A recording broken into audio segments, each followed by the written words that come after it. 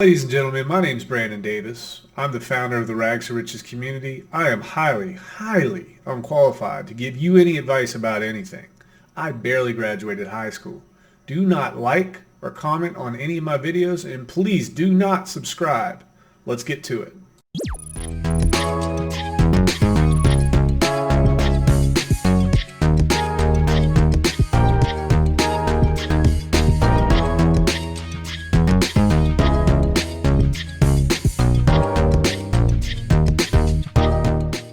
Ladies and gentlemen, boys and girls, my name is Brandon with the Rags to Riches community. In fact, I am the founder, I'm the CEO, the master and commander, supreme Ayatollah of the Rags to Riches community, and you are here today because you clicked a thumbnail that wanted you to learn about impermanent loss. You clicked that thumbnail and here you are, or YouTube targeted you to come hang out with me tonight and learn about impermanent loss. Now, I'm not going to lie. Impermanent loss is kind of a difficult subject to understand. But as with any other video, my goal is to break this down in such a way that is very, very simple, very digestible on day one, on hour one, the first time that you watch this video. So let's get to it. I skipped socials today. I know a lot of you guys come just for those, but skipped them. We're just going to get right into this. Let's see what happens here. So first and foremost, if I'm going to explain impermanent loss to you, we have to build a foundation, okay? I know that a lot of you guys are really stupid, so I just have to take things slow, build a foundation for you. So let's go ahead and do that. Number one, what's a liquidity pool?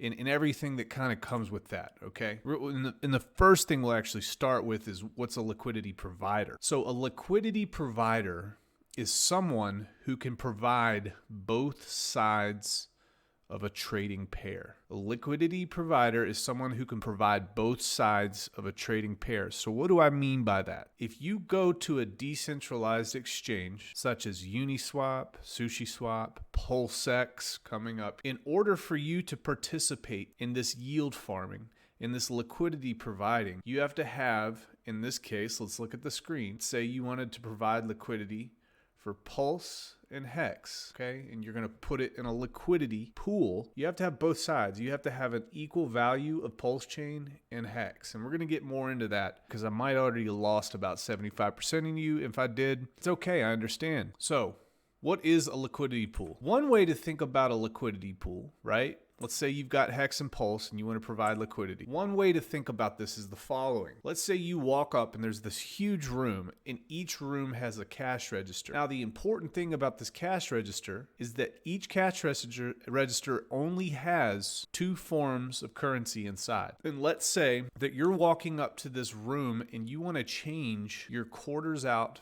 for dollars. What you have to do, you have to find a cash register that has quarters and dollars because it has to make change the right way that you want it. You've got a bunch of dollars and you want quarters, okay? So we go to the first one. The first one here, this one has dollars and it has euros. Well, that's cool and everything, but that's not what you want. You've got dollars and you want quarters. Okay, let's go to the next one. Next one, you've got dollars and it looks like pennies. Well, that's cool and everything, but still, that's not going to help you out.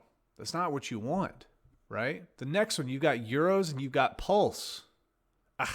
That's not going to help me. I need dollars for quarters because I have dollars and I need to get quarters out. But look at this last one. Look at that. I've got dollars and look, it has quarters inside. So what I can do as a person that's using a liquidity, which is used on any decentralized exchange, let's say you have dollars. You want to go in and you want to get quarters out. So you're going to interact with this liquidity pool.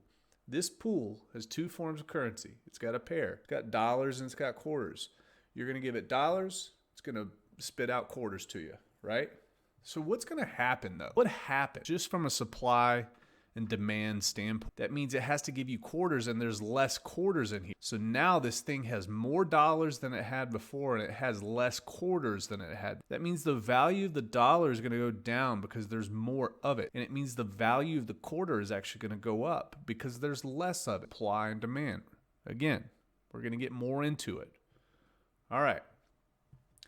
Now, before we talk about impermanent loss, we're going to continue to talk about liquidity pools because it's very important foundationally for you to understand this before we get into the other stuff, okay? This is a difficult video to make, but it's okay. We're going to go for it. If you guys don't understand, just cuss me out in the comments. You've got two people. They come from two different countries.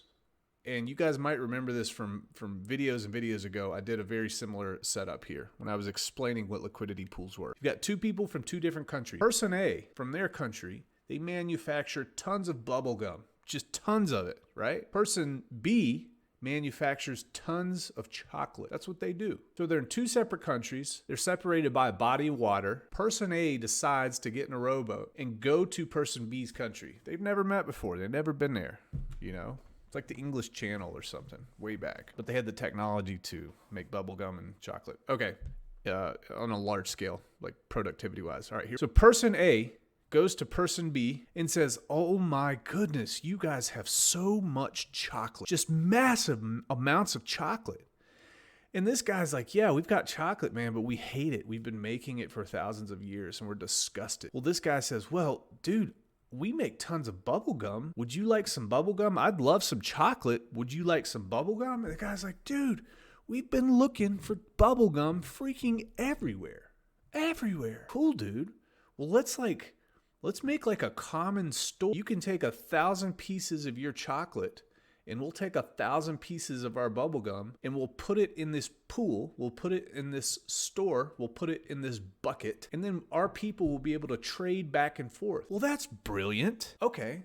So now we just explained kind of like like a liquidity pair. For example, you've got a bubblegum chocolate liquidity pair. It's going to go in here. This could be Hex. This could be Pulse. All right. And instead of two people providing it, one person has to provide it in this instance on a decentralized exchange. You got to have both sides. But anyway, they put 1,000 units of each into this liquidity pool. Now we're going to get into the math of this. This is very important. Since 1,000 pieces of each were added, we want the constant value of this bucket to be 1,000 times 1,000 or 1 million.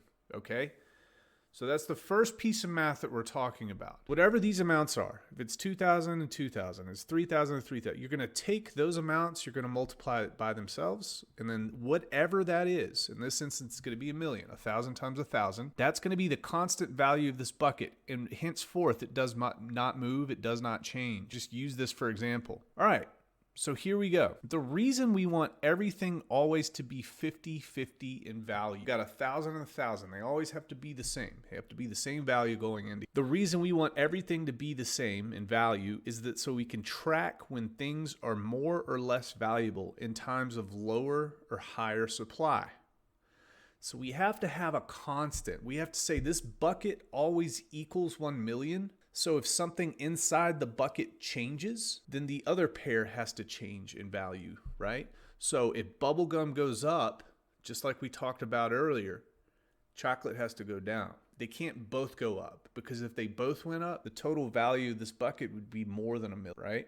So that's very important. So the formula that we're going to use is X times Y equals K. K is the constant. In this instance, K is 1 million. So here we go. We've determined that this liquidity pool of gum and chocolate, the constant is 1 million, always stays the same. If each item is valued at $1, so each piece of chocolate, each piece of bubblegum, what happens when Johnny gives $500 of Hershey's to get bubblegum?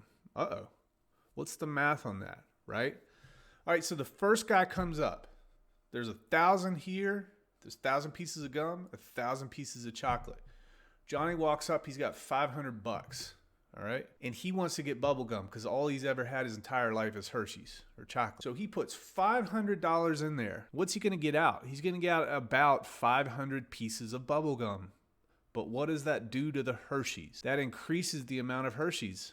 And it decreases the amount of bubble gum. So here's what we got to think about. If now the amount of gum, 1,000, it's supposed to be 1,000, but Hershey's is now 1,500. We added $500 worth of Hershey's. Wow, okay. So 1,000 times 1,500 is not equal to our constant, which is 1 million. So what we have to do, we have to figure out how much gum is now in here. That's very important. Took out $500 worth of gum and added $500 worth of Hershey's. So we got to solve for it. We go through all our algebra. Teacher told me that I'd never need to use it. This is the first time I've used it in 17 years. Cool, whatever. Bubblegum times 1,500 is equal to 1 million. A million equals 1,500 Hershey times bubblegum. A million divided by 1,500 Hershey equals bubblegum. 667 bubblegum. That's how much bubblegum we have now.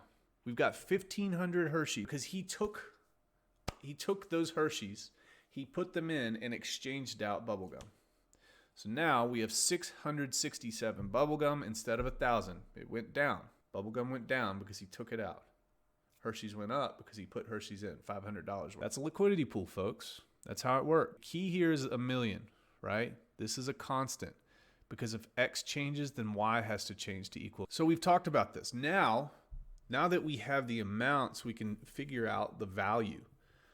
We now know that one gum is worth $1.49 and one Hershey's is worth 66 cents. So value of Hershey went down because more supply. Value of gum went up because less supply.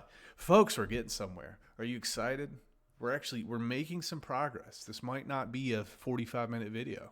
Awesome. So here's some definitions. Let's kind of just go for a small little summary here. A trading pair, bubblegum and chocolate, or Hex and Pulse, or BTC and Ethereum. These are trading pairs, right? It can be Hex versus USD, Hex versus USDC. It can be Pulse versus Pulsex. So it's just one traded against the other. And these can be put together in liquidity pools, which is a place where trading pairs are pooled together for trade. Remember the cash register?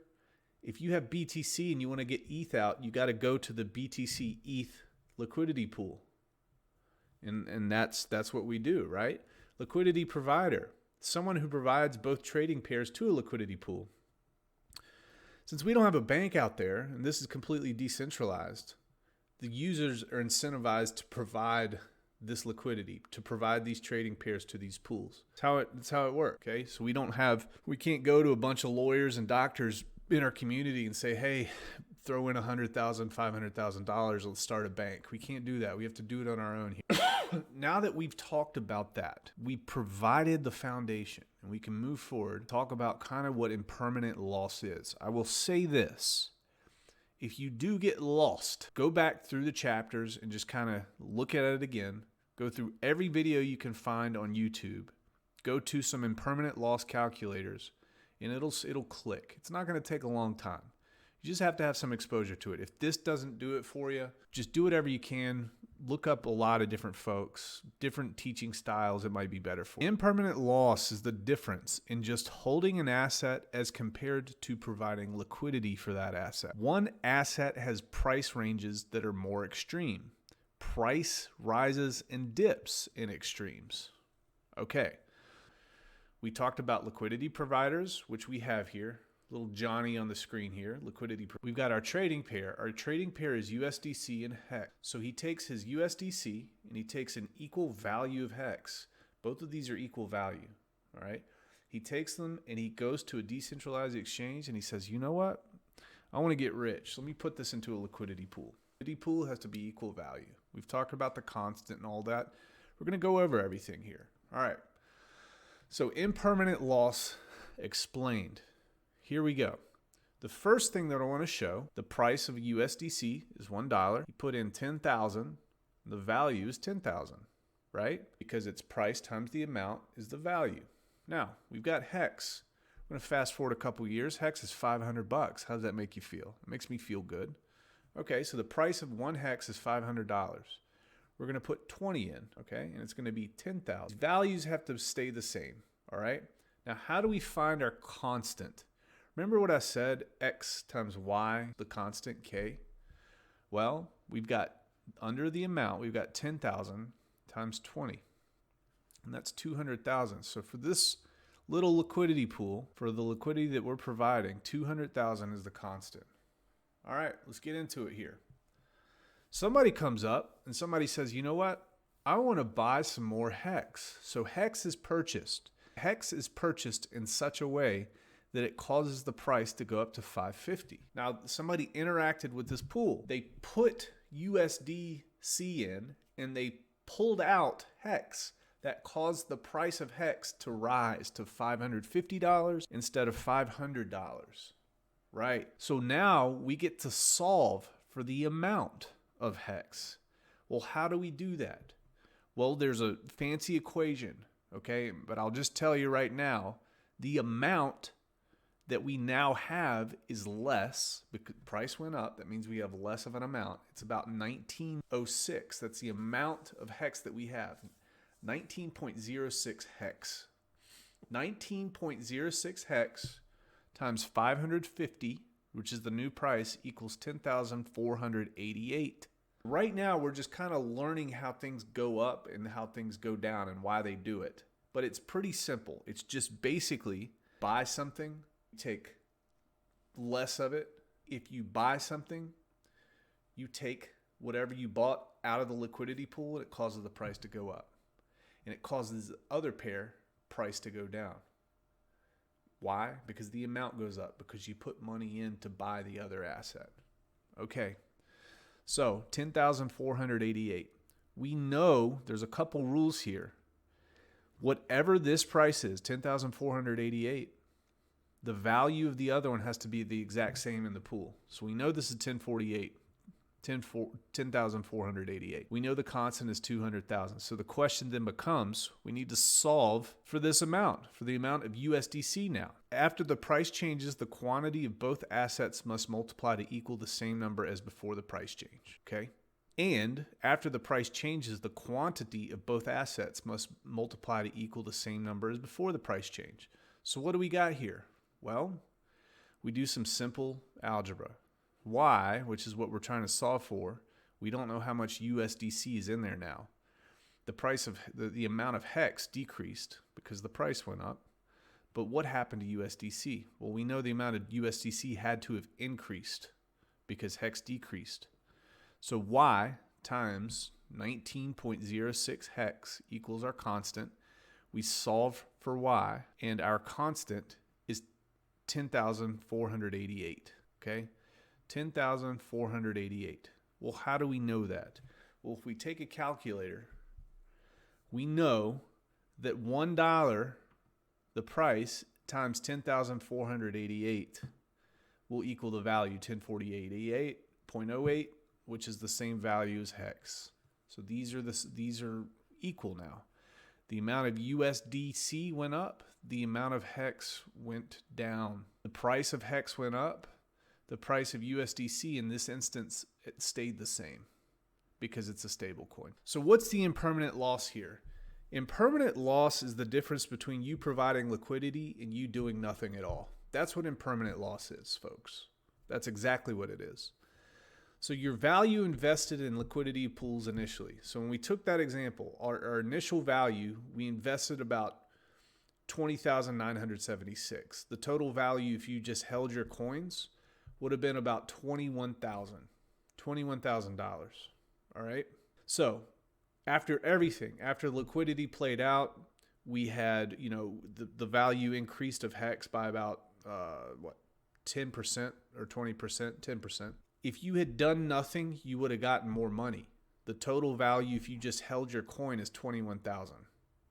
So the impermanent loss is minus 0.11%. All right.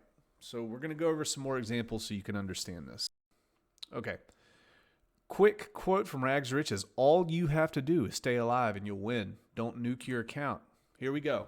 100,000 hex worth 20 cents per token and 100 million pulse worth 0.0002 per token. 20,000 of each is put into a liquidity pool. So you've got an initial investment of $40,000. You got 100K hex at 20 per token, 20,000 total. 100 million pulse worth 0.0002 per token, 20,000. Total initial is 40K. Now what happens? We need to calculate some impermanent loss here. The price of pulse goes up 200%, right? So this 0.0002 per token goes up 200%. Price of hex stays the same. So what do the numbers look like on this? Hex's value goes to 34,641. Pulse's value is 34,641. Well, why is that, Brandon? Just like we talked about. The total value has to be equal. That's one of the rules, right? So your total is 69,282 after all is said and done. This is with Pulse going up 200%. What if you had just held? If you had just held and you hadn't put your stuff in a liquidity pool and just held it in your wallet, and Pulse goes up 200%, Hex's price stays the same, you would have had $80,000. So the impermanent loss on this is negative 13.40%. Okay? The difference between what you had and what you could have had is significant. But I want to point this out. This is profit nonetheless. Remember, we started out with $20,000 per. All right? It was $40,000 total value. So if you had put it in liquidity pools, you would have had $69,000. If you had just held it, you would have had $80,000, right? So I know this question is starting to pop up. Why would you ever choose to provide, liquidity? Well, there's a reason. We'll get to that in a second. Let's do one more example. Here's the next example.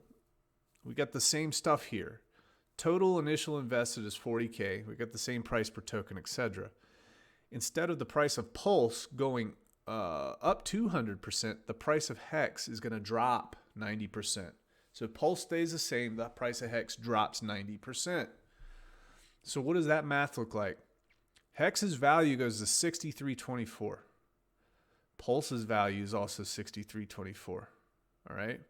Now you might wonder, why is Pulse's value going to 63.24? It's because as the value of Hex drops, your Pulse is used to equalize everything in that pool. That's why. Okay. So the Hex's value is 63.24. The Pulse's value is 63.24. The total amount is $12,649. If you had just held and Hex dropped 90% and you didn't provide liquidity, you would have had $22,000 instead of $12,649. That represents a minus 42.5% impermanent loss. The difference between what you had and what you could have had is significant. Okay? So let's get into why we would actually provide liquidity. All right? Here's why you would provide liquidity. You receive a portion of all the fees that are collected with every transaction on Pulsex. Okay, and those fees are going to be in Pulsex. So when we think about just strict price appreciation, we weren't taking into account these fees, and we weren't taking into account the added benefit of LP tokens. And we'll talk about that in a second. We were just talking about the pure math. So let's take, for example, our first one, Hex value. So this one was a minus 13.4% impermanent loss. What if the interest that you're receiving from those fees, what if that amount is 100% per month, 1,200% per year, right? 100% per month. That would take you down to, what would that be? 87%. 87% profit after you subtract the impermanent loss. That's pretty attractive, right? So I didn't account for any of these fees so you could understand this very well. I didn't account for those in these previous examples. So the reason people provide liquidity is because they might be getting enough fees at a certain percentage rate, eat up the impermanent loss, and then have massive profit on top. Okay? Does that make sense? Same thing here. We had, in this instance, what did we have? We had the price of Hex drop by 90%. Okay, and then we did the math. We found out there was a 42.5% impermanent loss on this. Now again, what if you're making 100% per month in fees, or 63%, right? You're still making a pretty substantial profit off of these fees. You're receiving Pulsex. And then you got to think, not only now you're making a profit, but as Pulsex appreciates in the future, that's huge too. Right? So if you can never get ahead in Pulsex, why would we liquidity provide? Well, you can. We just talked about it. Here's how. You receive a portion of all the fees that are collected with every transaction. It's commensurate with your share of the pool. So if you have a bunch of people in the pool, however much percentage-wise that you're providing, that's how those fees are divvied out. If you own 2% of the pool, you're going to get 2% of the fees. When people become liquidity providers, they will receive LP tokens on top. that they can deposit into a yield farm. This is not yet named. Well, it is named, but it decreases with inflation over time. So not only you're going to get fees, you're going to get an LP token that's decreasing inflation in nature. So that's going to further incentivize people to provide liquidity to these liquidity pools. And we talked about this too. You would assume that the fees that you're collecting appreciate, which they're going to be in Pulsex. And you would assume that the liquidity provider token that you're receiving would also make liquidity providing well worth it. What can we do to liquidity provide with less risk? Well, we know that volatility is what causes impermanent loss. Difference between what you gain by liquidity providing and the difference between just doing nothing and holding coins in your wallet. That's impermanent loss. So you can always make profit. It just might not be as much if you just held it in your wallet. So what can we do with less risk in terms of liquidity providing? Provide stablecoin liquidity. Stablecoin is the least volatile, right? So at least one side of the pair or both sides of the pair can be liquidity, stablecoins. Provide liquidity for less volatile assets. So maybe you can look at there's ranking sites that show the volatility of different coins. Maybe on one side of the pair, you can provide stablecoin. On the other side of the pair, you can provide something that is not very volatile at all. You can use a small portion of your portfolio to provide liquidity. If you're brand new to this, use a very, very, very small amount. Learn and read as much as you can on this, but here are some tips. Use a small portion of your portfolio to provide liquidity. Even a small portion of your portfolio initially, if there is massive, massive APR or APY, I don't know what it's going to be. If you've got 2 million% in the first month, that small percentage of your portfolio, you're not risking a lot, but you have massively outsized returns. It could be worth it, but be very, very careful. If you think that assets will pump after a massive correction, just hold. Now, here's the word impermanent. This is why it's kind of funny. It's not permanent until you sell. That's why they call it impermanent. So it's kind of like you're at a loss, but not really. You could be profiting, just not profiting as much as you could be if you were just holding the coins. So impermanent loss, it's not locked in until you sell it or you pull that liquidity off the exchange. What you could do is just, if you're confident, you could wait for the exchange rate to return to normal, right? If there's a coin that just falls off the face of the earth, but you know it's just one whale who did it, and there's, everybody's happy about that coin, maybe you just hold until it comes back up and stabilizes itself. The last thing that you can do with absolutely no risk is just do one-sided staking pools.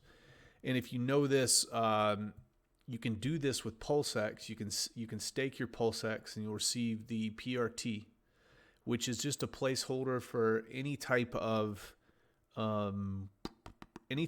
project that wants to incentivize people to use their stuff. They can provide this to Pulsex, and then just by you staking your Pulsex, you can receive this PRT at no risk whatsoever. You can pull it out at any time. So that's one way to, use one-sided staking pools to make it a little bit safer for you. Here's the summary. I hope you didn't learn anything. I hope you're excited about getting wrecked. I hope you unsubscribe to this channel. Hope you don't tell friends and family about this. And I hope LeBron James transitions, joins the WNBA, and scores 300 points per night. Good night, folks.